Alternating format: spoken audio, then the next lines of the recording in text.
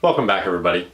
Today we're going to be talking about utility knives, specifically the Lenox Gold Retractable Knife. I've been searching for years now for the perfect utility knife, and I've come to the conclusion that it just doesn't exist.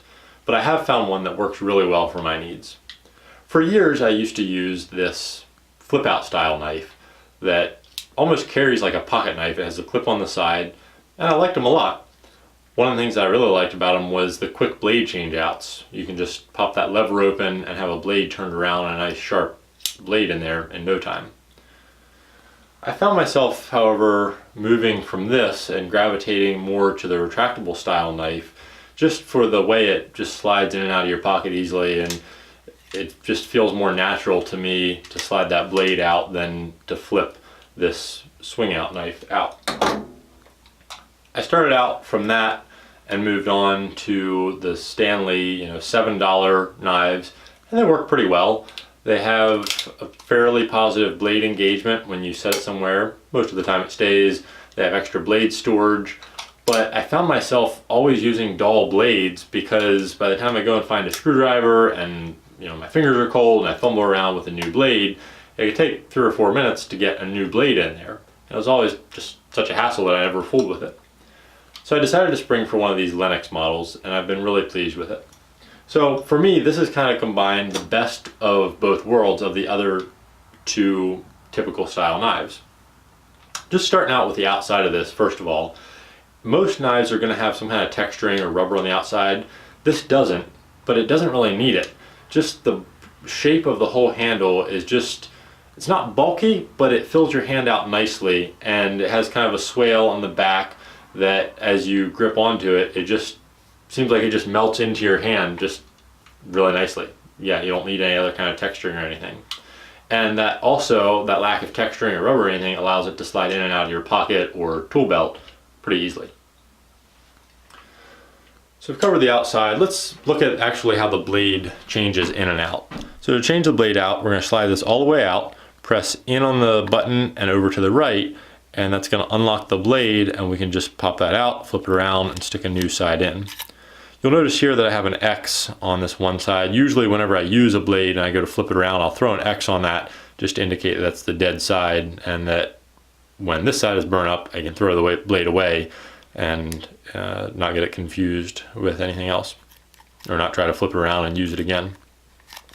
Another feature that this knife has, that's all the way in, you can lock it about halfway out and get a little bit more extended reach. That can be really handy if you have to reach into the back of an electrical box to trim something out, or maybe you're cutting bats of insulation and you can really press down against your board or whatever you're cutting on and cut that in one swoop.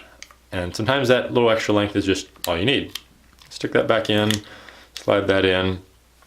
Let's go inside of this thing. To get inside, you don't need a screwdriver, you don't need any other tools. You just slide this little lever forward and the clamshell opens up.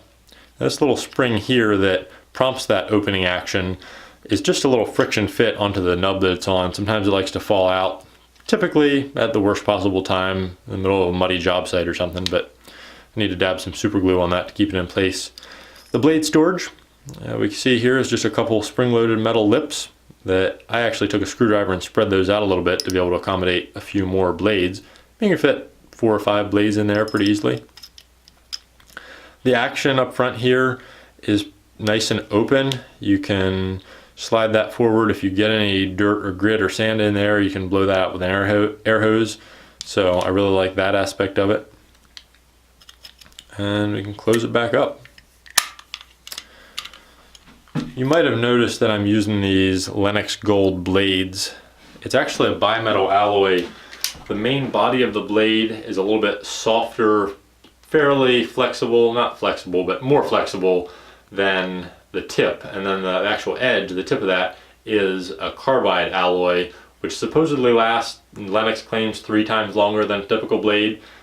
I'm not fully convinced. Most of the times, especially as easy as it is to change out a blade, I might change out a blade sometimes 2 or 3 times in a day, depending on what kind of work I'm doing. So for that kind of work, I've found that it's almost easier to just go with the regular bulk pack Stanley blades and change them out more frequently. I'm not really sure that these Lenox blades are really worth the extra money for the kind of work that I do. They do seem a little bit more durable as far as resistance against breaking. Maybe that's just because I paid so much money for them. I don't know, but I think they're a little bit more durable. So depending on what line of work you're in, that could be worth it. So yeah, I don't know that there's much more to say. It's just overall a really solid knife. It allows quick blade changes, has good blade storage, slides in and out of your tool belt or pocket easily, fits the hand nicely, and I wish I had bought this years ago.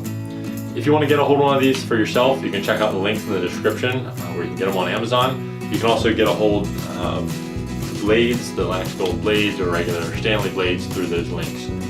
Stay tuned for next time, tap subscribe and hit the bell to be notified about future videos. We'll see you on the next video.